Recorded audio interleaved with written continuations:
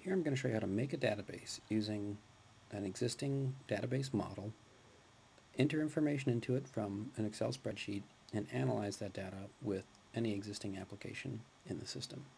So here we get to the screen by clicking Databases, and you'll see a My Databases section.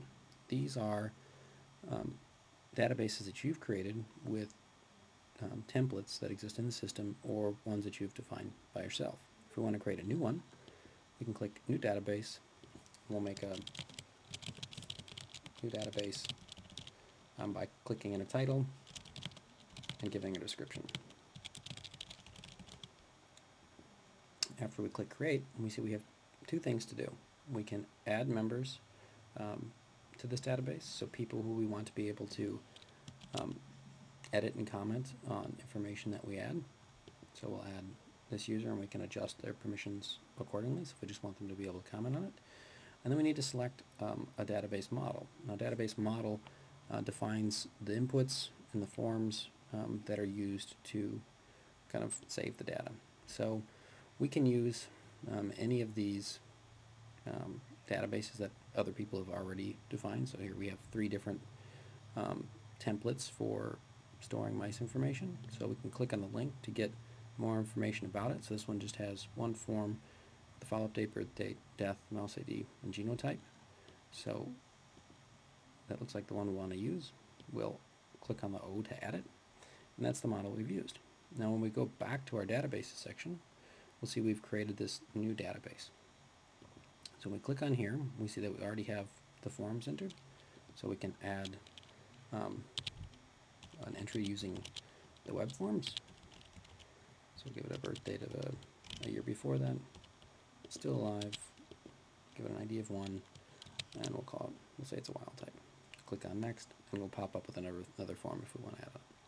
It has query forms that are pre-built for it, so if we want to find that entry, type in mouse ID, and we see we can click on these and edit and comment on it as well.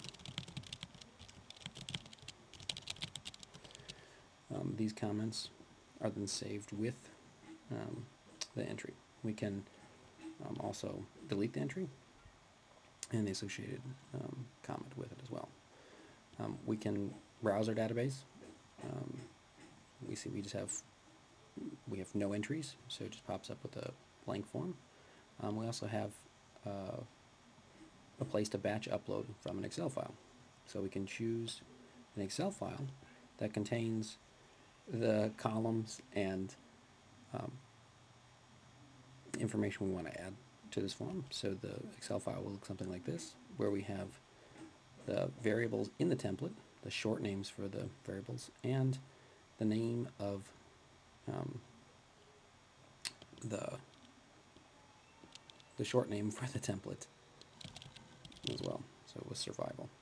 We'll save this.